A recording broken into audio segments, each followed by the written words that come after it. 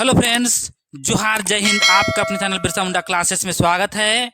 तो था जिसका इंतजार वो घड़ी आ गई है। कहने का मतलब है झारखंड प्रशिक्षक माध्यमिक आचार्य का जो रिजल्ट आने वाला था, जो डिवी लिस्ट आने वाला था, जो बचा हुआ 3-4 जो सब्जेक्ट था उनका रिजल्ट अभी कुछ देर पहले आ गया है। तो चलिए हम लोग देखते हैं जो रिजल्ट आया गया है, डिवी लिस्ट दिया है उसके बारे में। सबसे बड़ी बात जो कि पॉलिटिकल साइंस का इंतजार करने वाले सभी दोस्तों को जोहार, आपका रिजल्ट आ चुका है। चलिए हम लोग शुरुआत करते हैं। सबसे पहले आप लोग देखिए है स्क्रीन में जो कि डेट है आज का, यानी 12/6/2026, यानी थोड़ा देर पहले आया है। देखिए यहाँ पे झारखंड प्रशिक्षक माध्यमिक आचार्य संयुक्त प्रतियोगिता परीक्षा 2025 के नाम से जाना जाएगा जो ये एग्जाम हुआ था।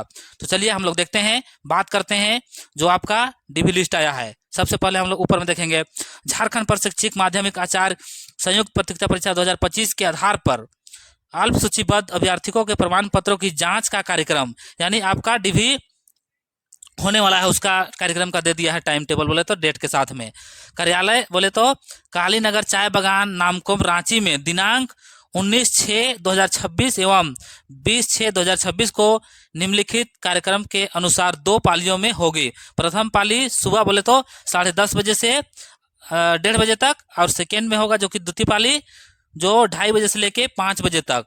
दोनों पालियों का अभ्यर्थी जांच शुरू होने से 1 घंटा पहले, ध्यान रखिएगा 1 घंटा पहले पहुंचना है। तो आपको साफ साफ बता दे रहा है कि 10 तारीख को जो रिजल्ट आया था वो लोग का 18-19 था, और जो आज रिजल्ट आया है इसका यानी 19-20 है। तो जिनका जिनका जो शिफ्ट में है आप लोग ध्यान से देखिएगा और अपना रोल नंबर मिला लीजिएगा दिल थाम के।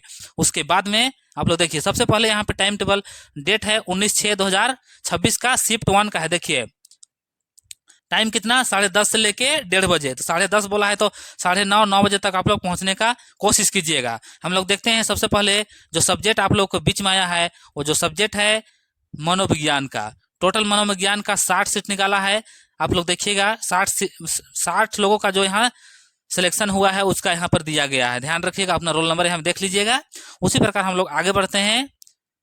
ये है आपका फर्स्ट शिफ्ट, और देखिए सेकेंड शिफ्ट। अब देखिए सेकेंड शिफ्ट का ध्यान रखिएगा, समाज शास्त्र। इसको अगर ध्यान नहीं दीजिएगा तो फंस जाइएगा। बाबू लोग, मैया लोग, दोस्त, फ्रेंड लोग, ध्यान दीजिएगा। ये सेकेंड शिफ्ट का है। कौन सा सब्जेक्ट? समाज शास्त्र।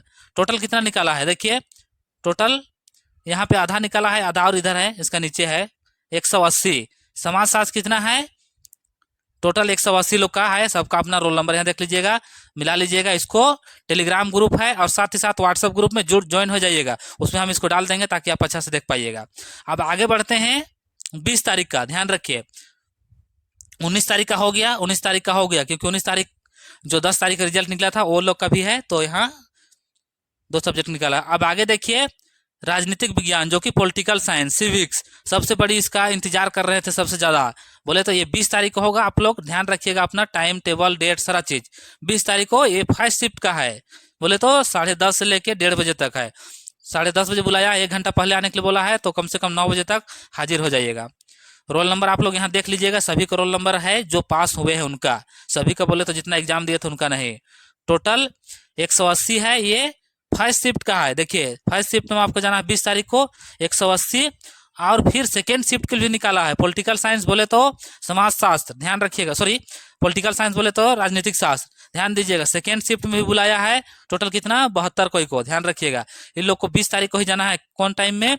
2:30 बजे से है, बोले तो 1 बजे आप लोग पहुंच जाइएगा, हाजिर हो जाइएगा। 5 बजे तक आपका डिवी होगा, बोले तो डॉक्यूमेंट वेरिफिकेशन होगा 72 लोगों का।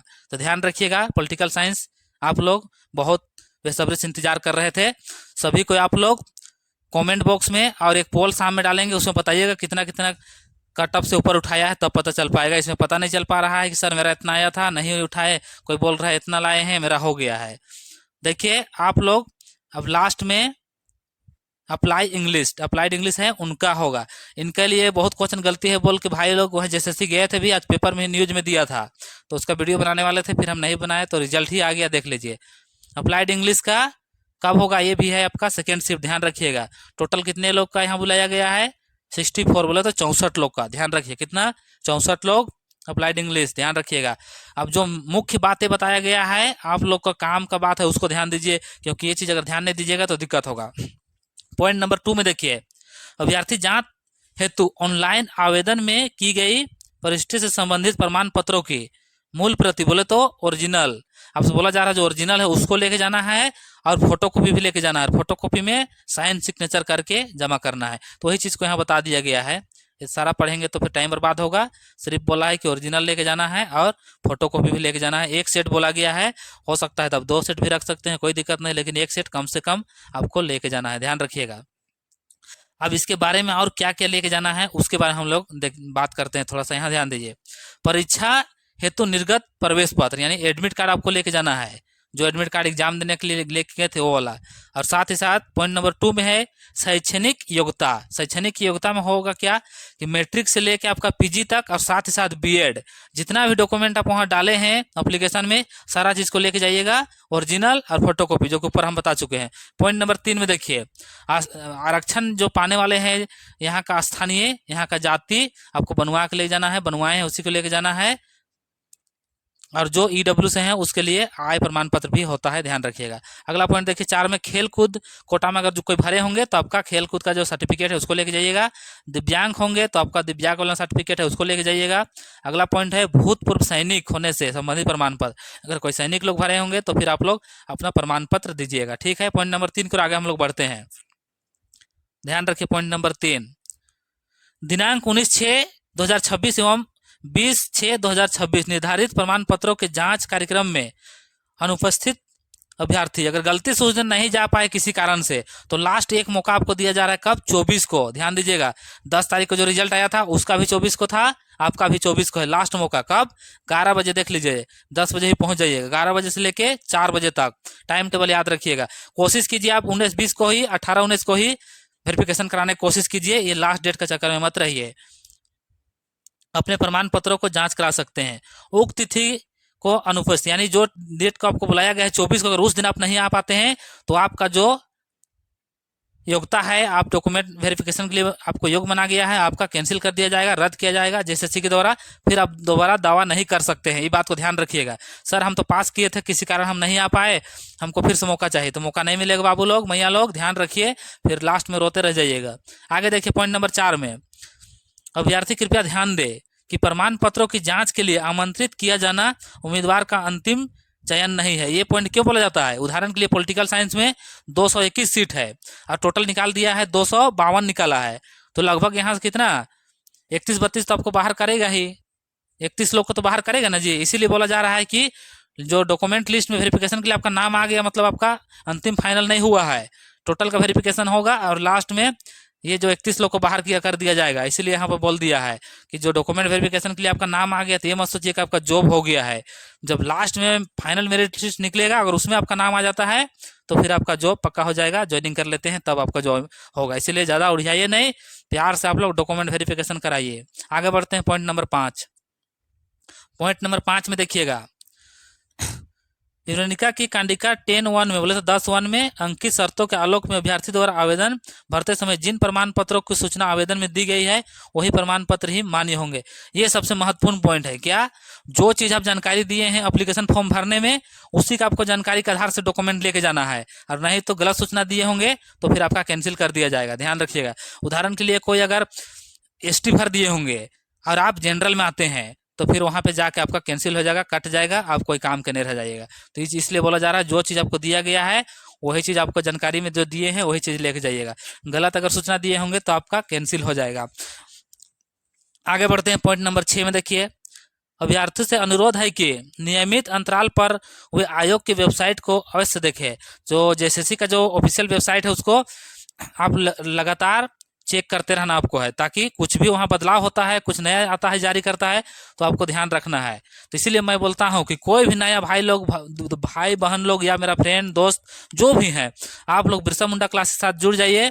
हम सही टाइम में आपको जानकारी देंगे, सटीक जानकारी देंगे, कभी कोई फेक जानकारी नहीं रहेगा।